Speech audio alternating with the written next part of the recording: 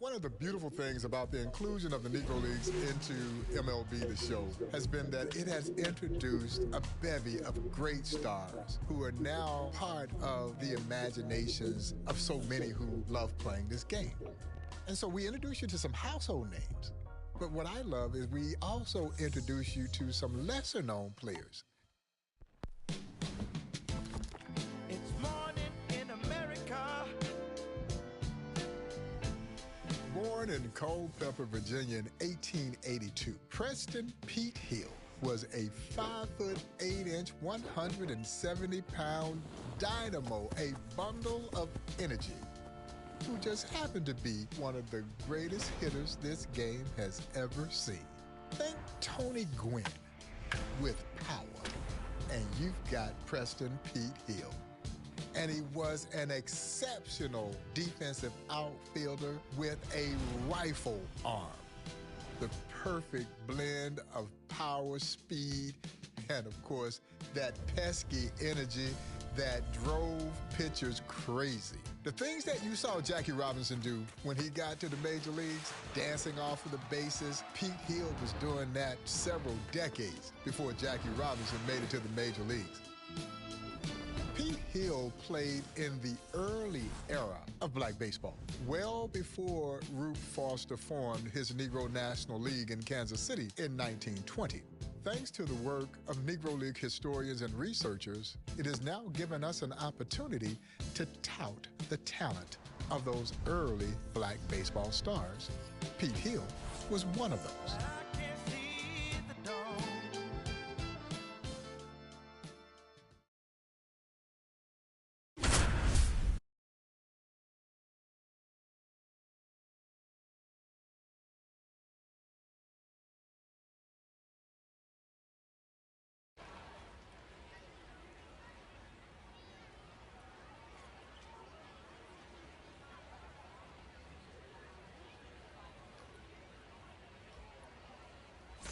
Pete Hill digging in now for Chicago.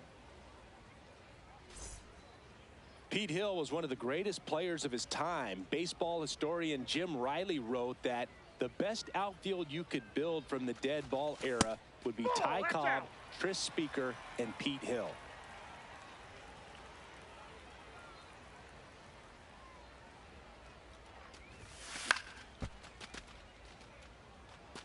You know, Pete once ran all the way around the bases in just 14.4 seconds. That's right in line with modern players like Pete Crow Armstrong and Bobby Witt Jr. Double play ball to second. There's one. Throw to first, but he beat it. Pete Hill digging in now.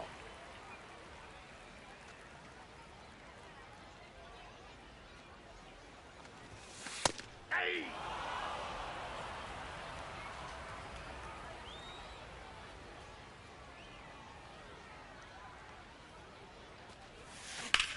That one ripped. No one can get there. It falls in. One runs in. Now the throw comes in. Runner holds it third. Hill to the plate already with a knock in this one.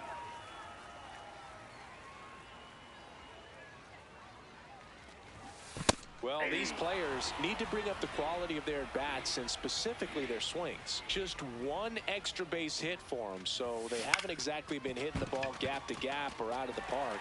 That makes it really difficult to generate runs. Man aboard on the leadoff single.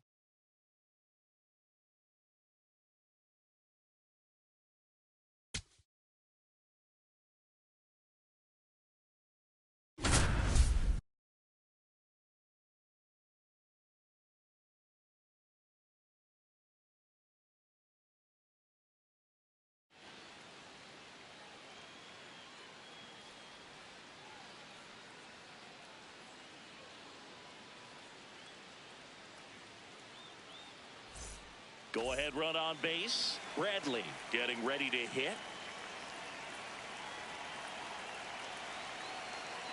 Hill going for second. That's in for a strike. And he's in safely. Pete Hill now in scoring position, representing the go-ahead run.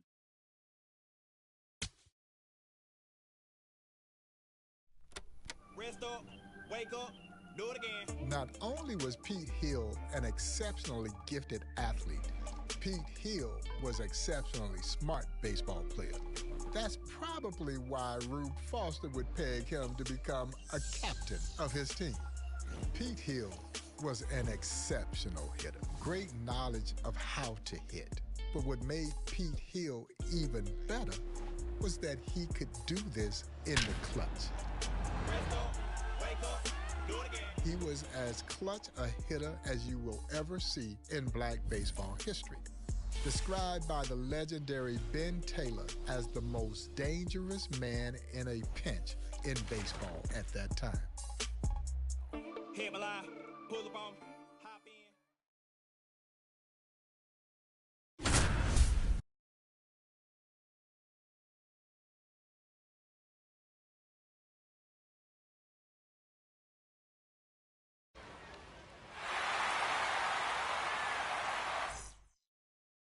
And Pete Hill steps in with 2 outs, trying to bring the winning run home from third. Ball.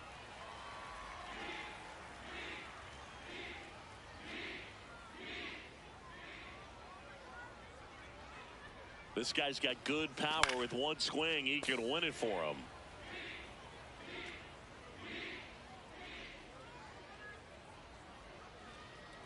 Here's a 1-1. Nope.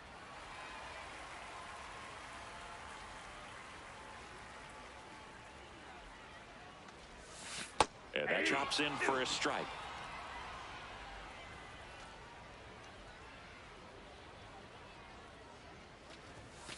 Stays alive.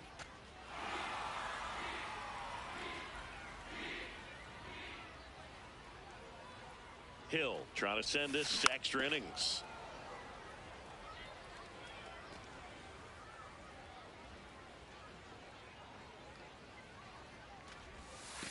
Got him looking.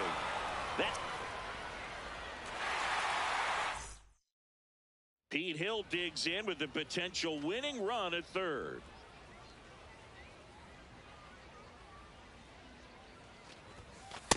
Ball one.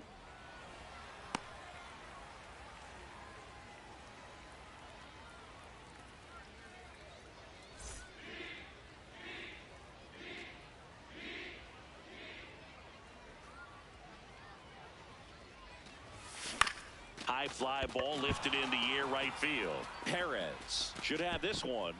And that is the third out of the inning.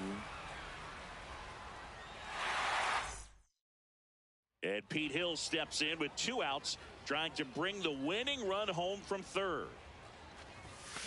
And that's fouled off. Winning run at third, 2 down.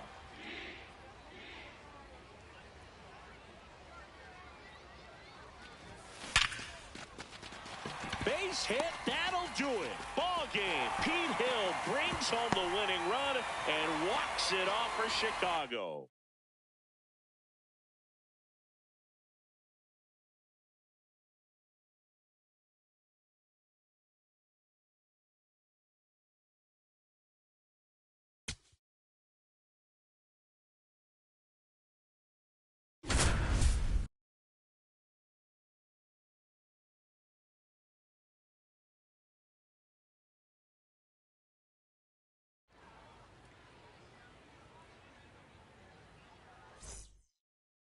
Runner in scoring position, no outs. Judy Johnson, the next to hit. This one hit to right center. Pete hustling for it. And he makes the catch on the run. Throw to third. Throw into third. Got him. Pete Hill with some tremendous defense. And Chicago turns 2.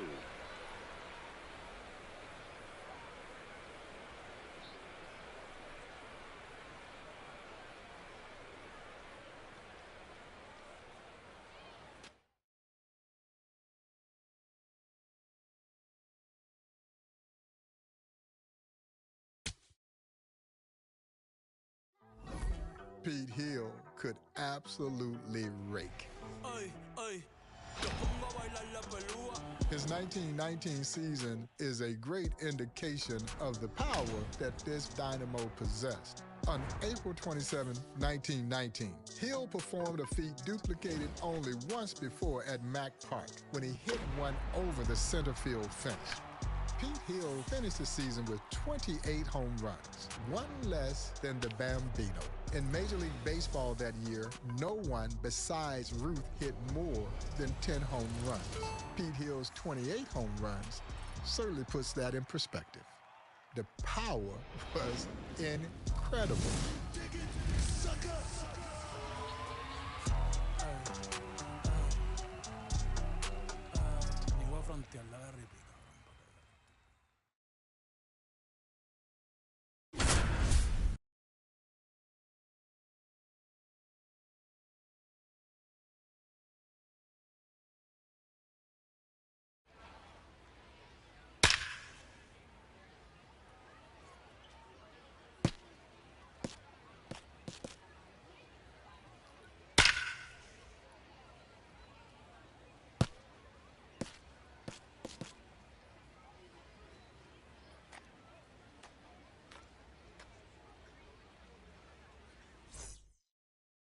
Pete Hill digging in now to face the legendary Jose Mendez.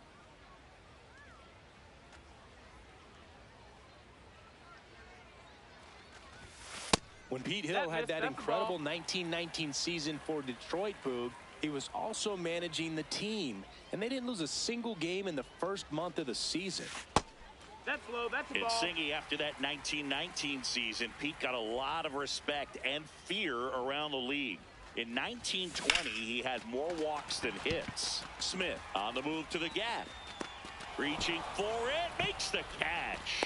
Runner tags at second, and he's in there as he tests the arm in left. One away on the flyout. Pete Hill digging in now.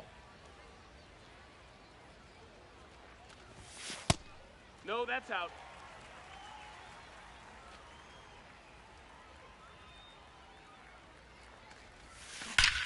This one drilled right center field. That one heading for the fence and gone.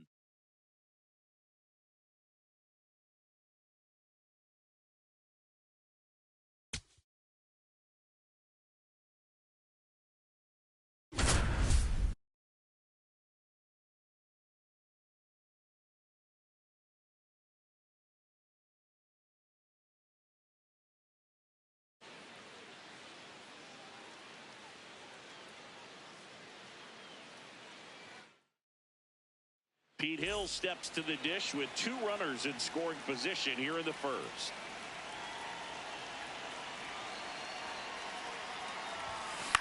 Swing and a pop-up. Cabrera in position. And there's one away. Pete Hill, man, just a brilliant fundamental ball player. He was captain for Reuben Foster's teams for more than a decade, and Foster insisted on technical perfection. Way high. In one of Pete's games, a semi-pro team had runners on first and second. Pete intentionally dropped the fly ball, then threw to third to start an 8-5-4 inning-ending double play. It gets down a base hit. Throws to second, and he's out easily. So digging in, Pete Hill.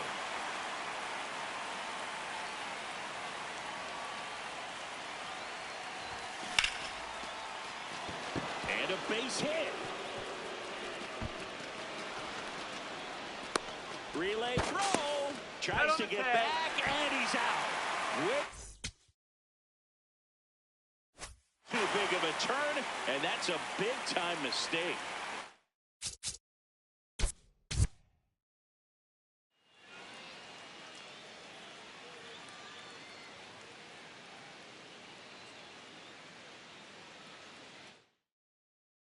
Pete Hill digging in now.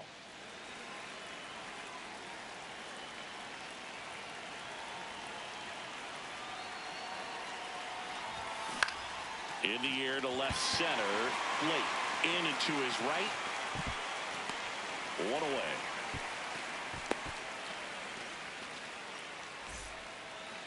Pete Hill, man, just a brilliant fundamental ball player. He was captain for Ruth Foster's teams for more than a decade, and Foster insisted on technical perfection. Lifted in the air, right center field. Blake on his way over. Stretches out and hauls it in. One down. Stepping in, Pete Hill.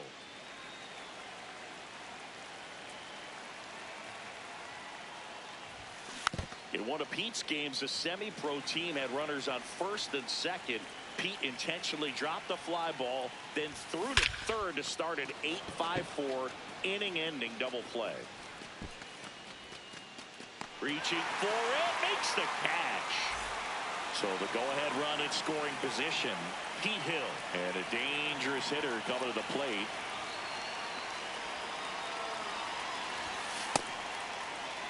One out. The go-ahead run is at second.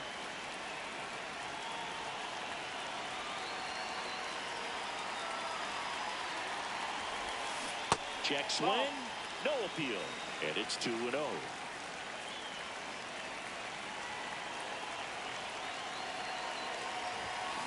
Sliced hard but foul.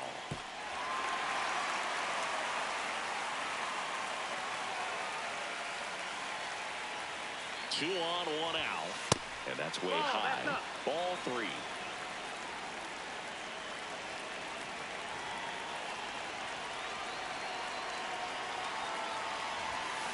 And that is out of play.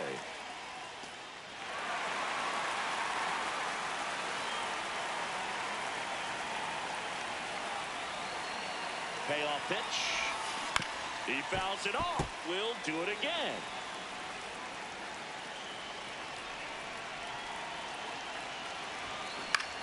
And that one is lifted in the air. Perez.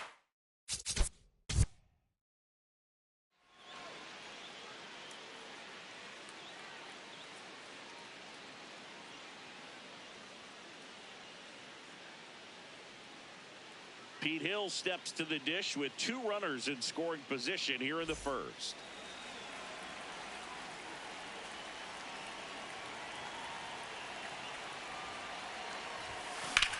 Line drive. Blake snags it on the.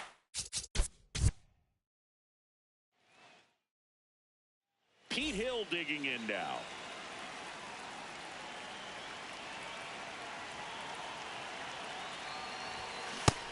Inside, ball.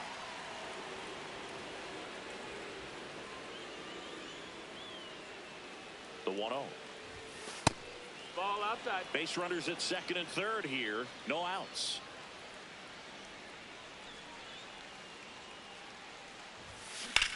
That's ripped into the outfield. Brings it in. Both runners tagging.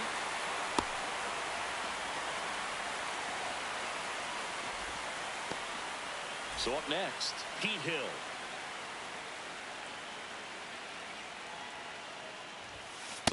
Yeah! Two down, nobody on. In the air, left field.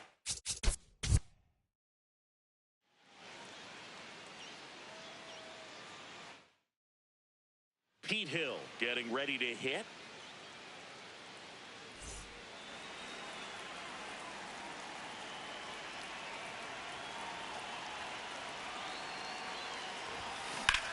In the air, left side. Dixon gets under it, brings it in. Both runners tagging from second and third. And they strike first as they take a 1-0 lead. New inning getting started. Here's the center fielder, Pete Hill. Ball.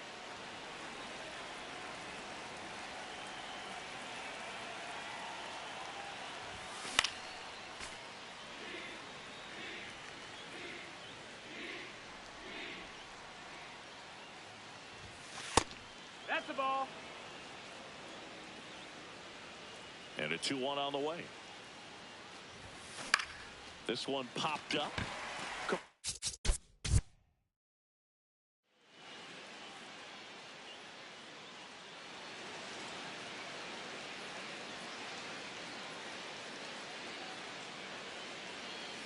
Pete Hill steps to the dish with 2 runners in scoring position here in the first.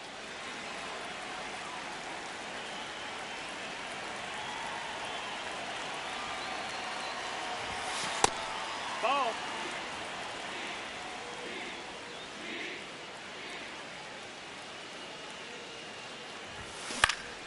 Swing and a foul out of play.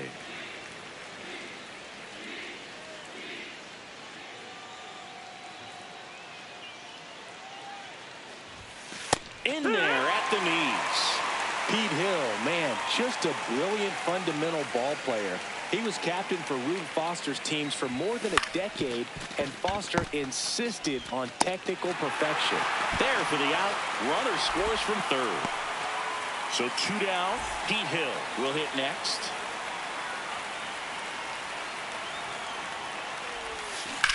That one ripped. And it stays fair. So a 2-out knock keeps the inning alive.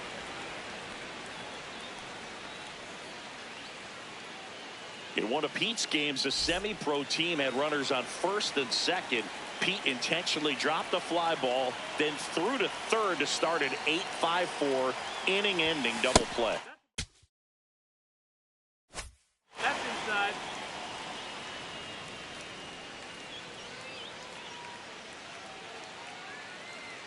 Two on, 1 out. Swing and a high fly ball to left. Reaching for it, makes the catch. Runner tags for home. He's in to score on the sac fly. It's 6-1. We go to the top of the 7th. Pete Hill digging in now.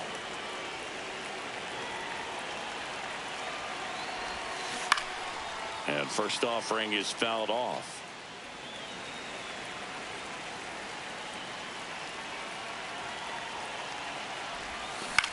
On the ground, right side. Takes it himself, and they get the leadoff hitter in the 7th. So 2 down. Next to hit, Pete Hill. Base hit center field. So he gets on base and keeps it going.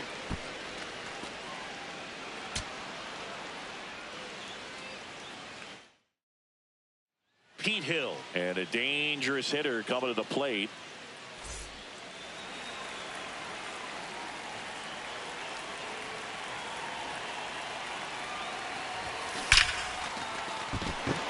Line shot into the gap should score at least 1. 1 runs in, another comes in to score.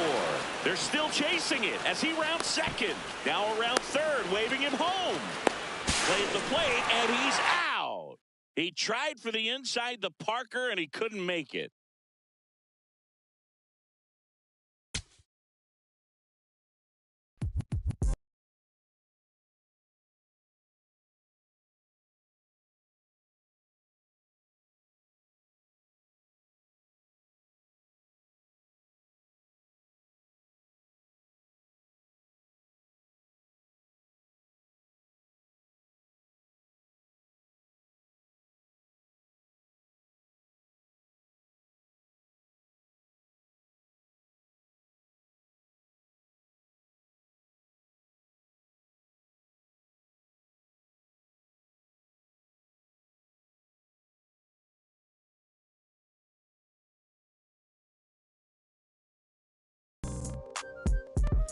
Yeah. You stupid. Back like they never left.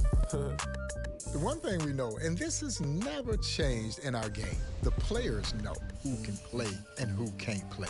And Pete Hill earned the admiration not only of his teammates, but his peers. And the legendary Cumberland Posey in 1944 selected Hill to his all-time All-Star team, called him the most consistent hitter of his lifetime. Pete Hill was a 5-tool player before we even called it a 5-tool player. Hit power, hit the average, could field, could run, could throw. Different this, doing different that. He was tremendous at the plate. Great eye.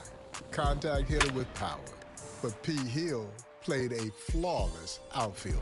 He could go get it with the best of them. And he had an arm that would rival some of the greatest arms in this game. In 2006, Pete Hill was one of the 17 Negro League players and/or executives who moved across that threshold into baseball immortality with their induction into the National Baseball Hall of Fame. And for early black baseball history, for the history of the Negro Leagues, and I do believe for baseball history, this was a tremendous accomplishment. And certainly for the Hill family. It brought a level of prestige and joy to their loved ones, and rightfully so. Doing different this, doing different that. Tell me where you from, tell me where you at.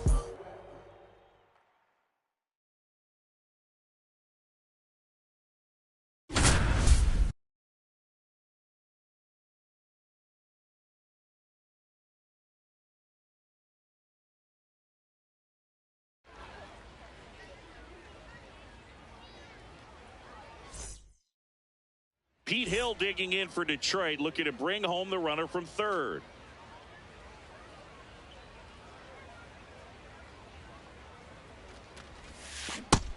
Ball.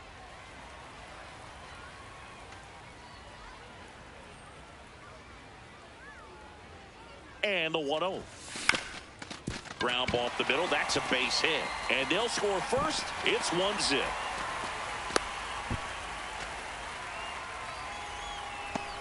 Pete Hill digging in now.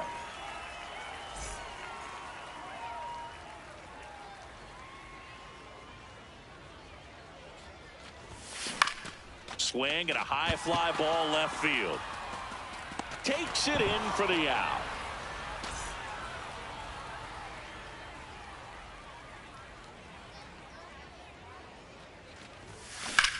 In the air, left field. Fair ball. Now he'll turn for second. In safely. It's a double and his second hit. Digging in, Pete Hill. Pete Hill deserves to be better known, Boog. He's right up there with Billy Williams, Andre Dawson, and Manny Minoso when you talk about the best outfielders in Chicago history.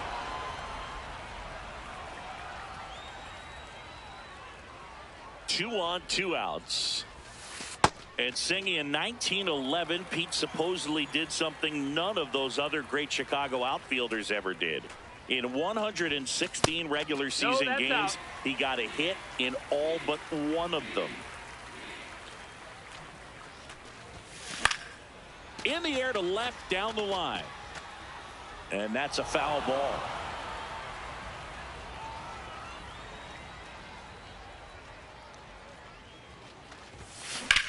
Left field.